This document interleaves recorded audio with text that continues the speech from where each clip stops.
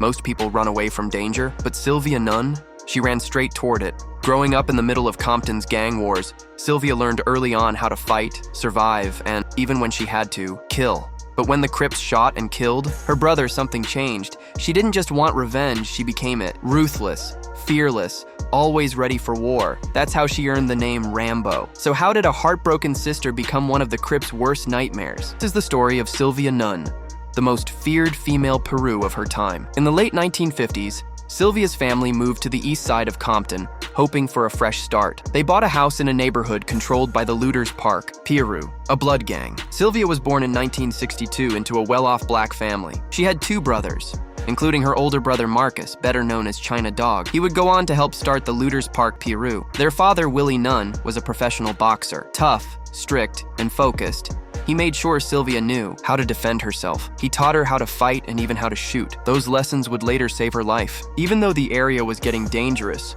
Sylvia's parents worked hard to give their kids everything they needed. Sylvia never went without. She even got a brand new car every year, showing how stable their finances were at the time.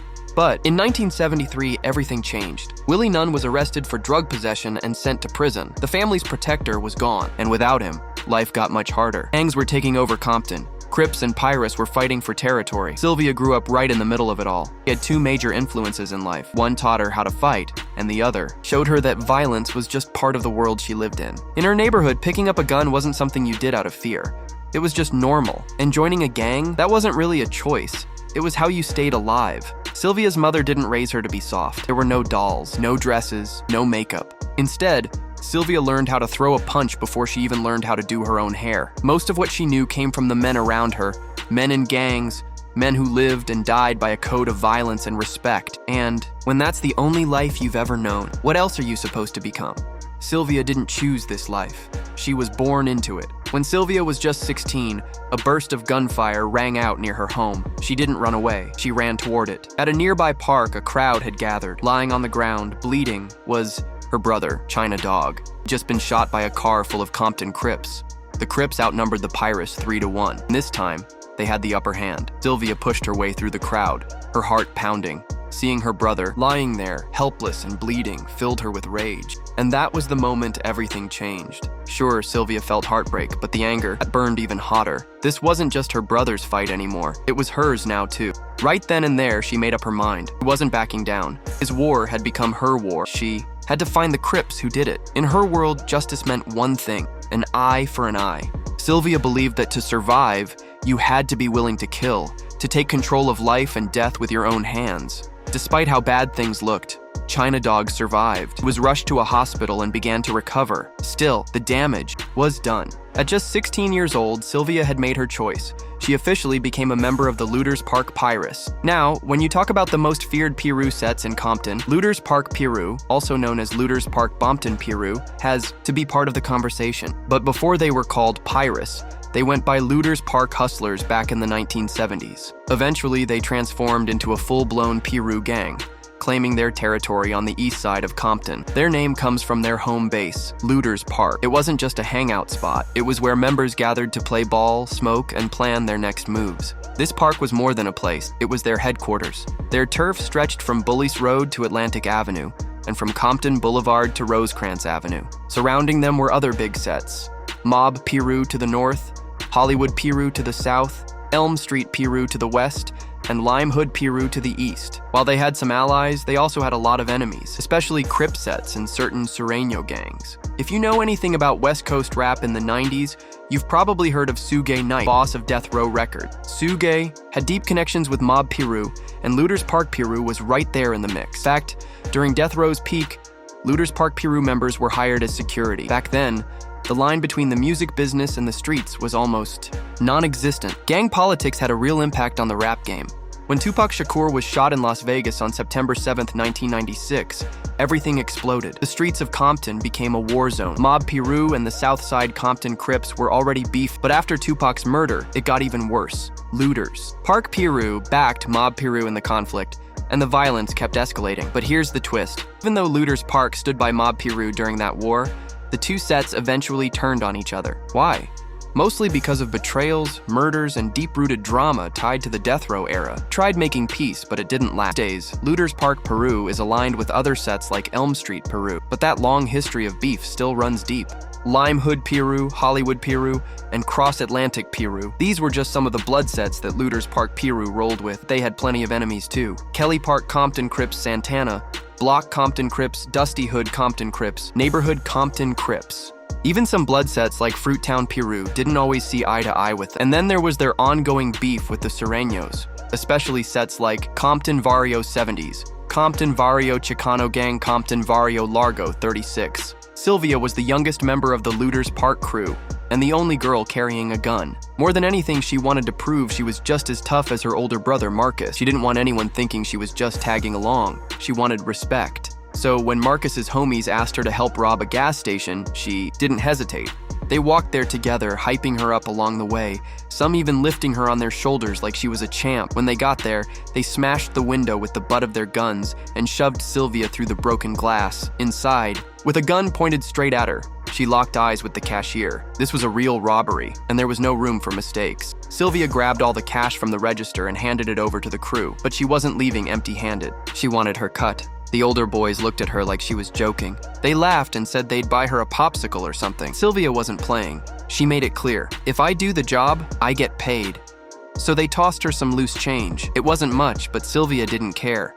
She wasn't just some little girl hanging around. She was one of them, and she was going to make sure they treated her like. Unlike most girls in the set, Sylvia didn't wait around for orders. She didn't need someone telling her what to do. That just wasn't her style. She wanted to stand on her own, just like Marcus. And as both of them went deeper into gang life, their family home turned into more than just a place to sleep. It became the Looters Park Peru headquarters, and that made it a target. The Crips knew what was going on. They started shooting up the nun house, aiming to take out China Dog. But it wasn't just the Crips after him. The cops wanted him too. They'd show up at the house all the time, trying to drag him out. Each time they'd end up clashing with his mom, and they didn't stop with him. They threatened her too. Sylvia couldn't stand watching that. Every time the police harassed her mother, it made her blood boil. One day, she stepped up, furious, and told them to leave her mother alone. One cop looked at her, kind of smirking, and said, "Who do you think you are, Rambo?" And just like that, Rambo was born. Eventually, China Dog got locked up and spent years in youth authority. But Sylvia? She stayed in the streets and only went deeper into that life. Then came the 1980s, and with it, the crack cocaine epidemic tore through places like South Central LA, Compton, Watts, and Inglewood. And the gang life, it exploded. They weren't just selling crack, they were using it too. And Sylvia was no different. She already had a name for being violent and always carrying a gun. But once she started using crack, things got even darker. She was out doing drive-by shootings, feeling nothing. No guilt, no pain, no remorse. Then, in April 1991, everything shifted. The cops showed up with a warrant for her arrest. They gave her two options: go to jail or cooperate and give up information about the looters. Park Peru's drug operation, Sylvia decided to cooperate. But just a few months later, on July 23rd, in the middle of the afternoon, her mom called. And it was the kind of call that shatters your world. Her older brother, Junior Nunn, had been shot in the back of the head while walking his girlfriend home. Just like that, he was gone. Sylvia couldn't understand it. Junior wasn't in the streets like that. He was one of the kindest, calmest people she knew. He wouldn't hurt a fly, so why him? What she didn't realize at the time was this wasn't random. Her family wasn't just in the game, they were royalty. And when you're on top, everyone's watching, and someone's always coming. For you. So what did Sylvia do? She went home, threw on men's clothes, grabbed one of her dad's guns, and stepped deep into enemy territory. She kept it cool, talked to people, listened closely. Every time a name came up, she made a mental note. Then, one by one, she hunted them down. Each bullet was for Junior. That first kill after her brother's death that changed her forever. That was the moment she stopped being just a girl. That was the moment she became a gangster. But revenge wasn't just about her, it was for her mother too. Sylvia made sure other mothers felt the same pain hers did when she got that call. Word on the streets spread fast. They started calling her by her nickname again, Rambo. She wasn't trying to look cute. No makeup, no nails, no jewelry, just black from head to toe. Black shoes, black socks, black shirt, pants, coat, a beanie pulled low over her head. Even her red flag, that deep wine-colored one, was tucked under the beanie. Her job was simple: kill. And once it was done, the streets had been served. She'd slip back into her car, take off the beanie and coat, let her hair fall, and just like that, she looked like someone else. Just a regular woman driving home. That was her disguise. But in 1993, everything changed. Sylvia left it all behind and moved to Las Vegas, Nevada. 2 years later, in 1995, she married John Hardman, She ended up marrying a sheriff from Kansas City, Missouri, and changed her name to Sylvia Hardman, hoping for a fresh start. It was a complete shift. Sylvia walked away from gang life and focused on building a new future. She got deeply involved with the Second Missionary Baptist Church in Pahrump, Nevada, trading her old ways for faith. As she put it, "I put down Piru and picked up Jesus." But before that transformation, Sylvia had already made a name for herself. She was the main focus in a 2008 episode of Gangland called From Girl to Gangster. The episode talked about female gang members, like the Criplets and Bloodlets, but the real spotlight was on Sylvia, better known on the streets as Rambo, and her ties to the Looters Park Piru. Sylvia explained that women in gangs could be some of the most dangerous people involved. Why? Because cops weren't likely to search them. That gave them a major advantage. They could carry weapons, hide drugs, or commit crimes for their male gang members, all while staying under the radar. These girls weren't just along for the ride. They learned early how to survive, how to fight, how to use a knife, how to shoot a gun, how to steal. Some fell into addiction. Others were used or manipulated by the men in their gangs. A few flipped the script, using their relationships with rival gang members to gather information. And Sylvia? She was feared. No hesitation, no fear. That's what made her one of the most dangerous women in her set. But in the end, her story took a different turn. On April 20th, 2010, Sylvia Hardman passed away. She was laid to rest at Woodlawn Cemetery in Las Vegas, but her legacy didn't end there. Back in Compton, her sister Cynthia Nunn started a nonprofit in Sylvia's honor, Sylvia Nunn Angels. The organization is dedicated to giving back to the community, helping kids and families find a better path, one that doesn't lead to the streets. Sylvia Nunn's life was full of twists and turns, from gangster to believer, from feared to remembered. And through her story, her impact still lives on. What do you think of Sylvia's story? Let us know in the comments. If you enjoyed the video, hit that like button and make sure to subscribe for more real stories like this.